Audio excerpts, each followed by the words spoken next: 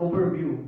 Kasi yung Manila Marathon, August 8. Sir, tama ba ako? 10 po. August 10.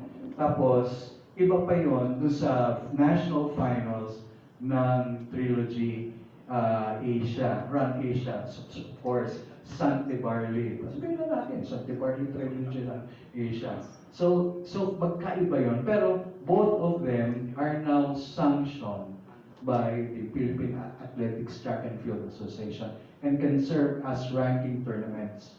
Ganun ba? Again, just to clarify, para at least hindi madilute yung story to separate the Manila International Marathon, perspective. And I was there when the first PAL Manila International Marathon was held, together with our very late revered colleague, Clyde Mariano. Valdemar Sierpinski ang nanalo doon. Fresh from, I think, fresh from the Olympics pa yata yun. Anyway, so just a clarification. Salamat po. And now, Mr. Lito Redo of Abante. So, tama po sir. No? So, meron po tayong dalawang race for this year, which is yung August 10, which is Manila Marathon, and yung national finals natin ng Sante Barley Trilogy Run Asia National Finals on November 9. Both are sanctioned by World Athletics and can be used for international competition to qualify, like World Marathon Majors or SEA Games or other international. And then of course, an opportunity for our local runners na baka maging national teams sila. Diba? Pero again, yung objective po natin is how we can develop or find a local runners na pwede natin maging representative. So through this event, we are very, very happy and lucky na si Pataco po ay open to support us. Good morning, Coach Leo. Coach, first time ng Patapa na nag-sanction ng isang marathon outside sa kanilang jurisdiction mismo. But yung now na sanction to ng World Athletics and Patapa mismo, yung other aspirants ba from other Southeast Asian countries pa pwedeng sumali dito ngayon sa pakarera natin? Yes sir, pwede po. Actually, mas ini-encourage natin sila. And one of our objectives of our two races is actually to invite and attract international runners so that we can showcase our Philippines, our country. No? So yes sir, open po siya. And hoping, moving forward, actually I discussed this with them and maybe one of our plan is how we can increase more visibility or maybe we can increase yung invitation for the top 2, top 3 runners per country to invite here para medyo yung level ng competition. So ayusin lang namin yung budget namin. So syempre kung may cost kasi siya dahil we have to shoulder yung accommodation, airfare, food.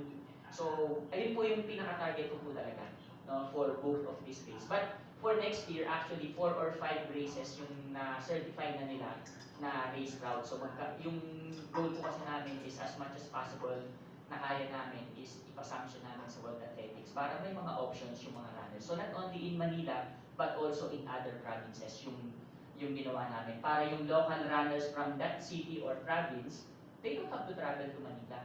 So we are bringing the sports to them para mayroong opportunity because we see yung challenge naman natin sa sports natin na to is basically financial.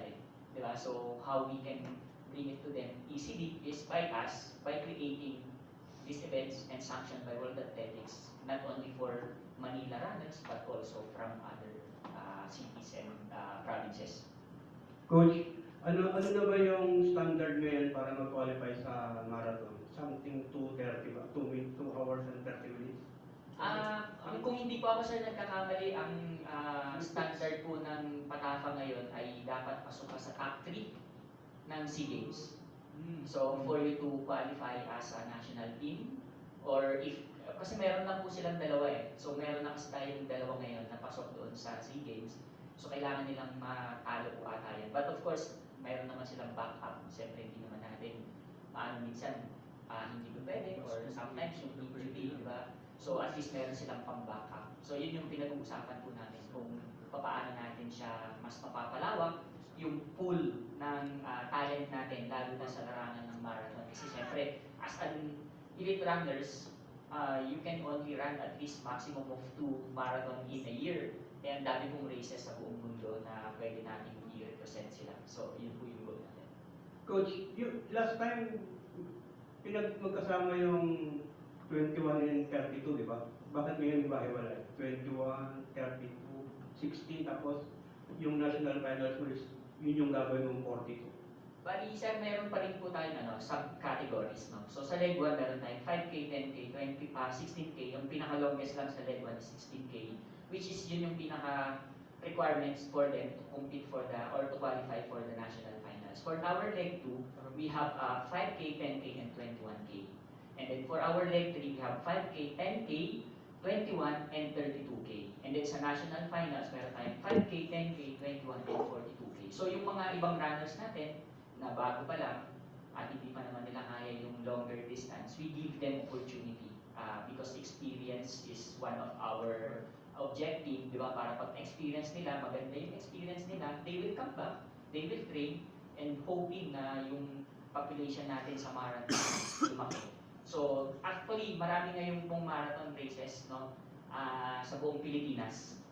And of course, being sanctioned by World Athletics give us next, next step. And also, parang kung ikaw ay nangangarap na maging national team, syempre pipiliin niyo po yung mga races. And you don't have to run almost every month or every week kasi mag-create siya ng injuries. So kung yun talaga yung target mo, at hindi naman capable to go abroad, ito po yung nilalatan natin sa kanila na options.